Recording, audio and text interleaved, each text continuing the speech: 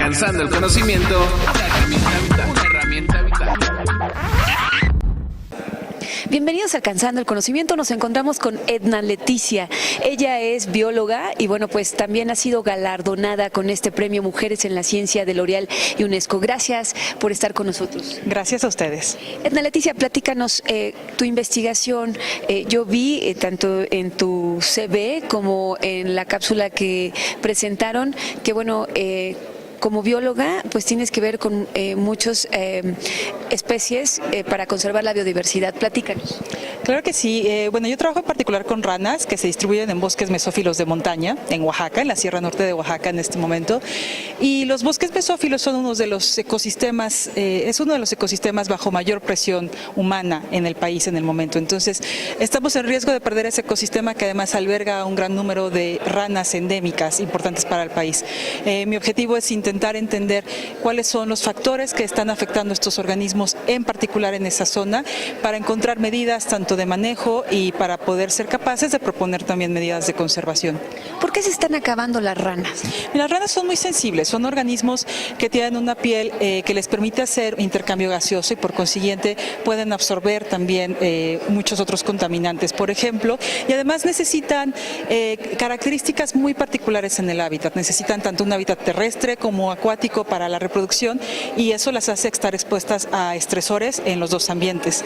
Eso en particular mezclado con todo lo que está sucediendo en el mundo de radiación ultravioleta, de cambio climático, contaminación, especies invasoras, pues les pone bajo mayor presión como tal de sobrevivencia.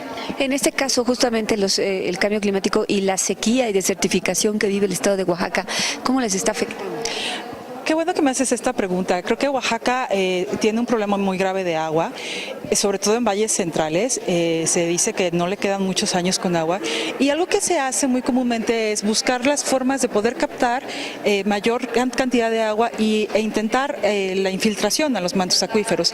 Pero muchas veces estas formas de captar agua, o sea, transformar un arroyo, un pequeño río en una pequeña presa de distintas escalas, tiene implicaciones muy fuertes en cambio de hábitat. Entonces, por ejemplo, uno de mis estudiantes está trabajando en ver precisamente eso, o sea, cómo esta transformación de arroyos a pequeñas presas, de distintas escalas en realidad, les puede afectar al dejarles poco acceso, o sea, limitar el acceso que estos organismos por naturaleza tenían a los arroyos y la adaptación que han tenido también a los arroyos. Entonces, hay veces en que necesitamos como tal tener mucho más comunicación en el ámbito académico con el gubernamental, en donde se toman estas decisiones y en donde se hacen estas propuestas de manejo del ecosistema para poder tomar medidas que reduzcan ese impacto negativo, ¿no? Hasta ahora, pues todo el país presenta afectaciones justamente por el cambio climático en varias regiones del país de distintas maneras. Y eso es lo que falta, la comunicación de la ciencia y la tecnología con las políticas públicas. De pronto hay como un ensordecimiento, como que nadie se escucha. ¿Cómo ves tú las cosas?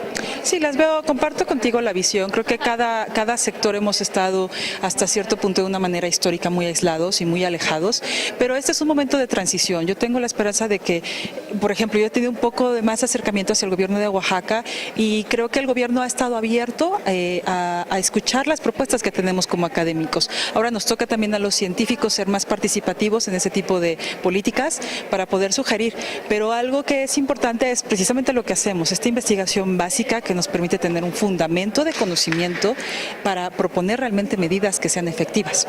Y por último, en cuanto a la perspectiva de género, nos falta mucho por avanzar para que haya más mujeres científicas. Sí, definitivamente. Es un camino largo. Les mencionaba aquí a otros chicos que creo que esta diferencia en números de mujeres y hombres en la ciencia y en muchas profesiones viene de un contexto histórico como sociedad, ¿no? De unos roles impuestos desde que somos niños e históricos como tal, y que nos toca romperlo, y nos toca romperlo mucho también a las mujeres porque somos las que estamos bajo mayor presión en ese sentido. Entonces el camino todavía es largo, pero estamos avanzando mucho y depende de nosotras seguir avanzando en el camino para poder hacerles el camino más ligero a las que vienen atrás. ¿Tú eres de Oaxaca? No, yo soy de Puebla. De Puebla. Bueno, todos los estados aledaños todavía hay mucho que empujar, ¿no?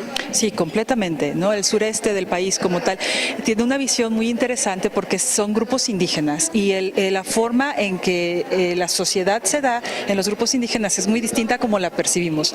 Yo te pongo un ejemplo, yo trabajo en un área que tiene áreas destinadas voluntariamente a la conservación, es decir, la sociedad, o sea, los grupos que viven en esos bosques han decidido por sí solos conservar, se organizan y conservan.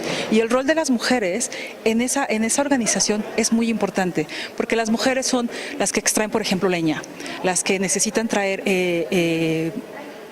recursos de la naturaleza hacia el hogar, y ellas tienen un rol muy importante. Importante, pero también dejan de estudiar en algunos casos. Sí, eso es una realidad en el país muy triste, ¿no? Esta limitante de acceso a educación básica, desde la básica para las niñas, es terrible y creo que sí es algo que se debe de cambiar desde una perspectiva gubernamental.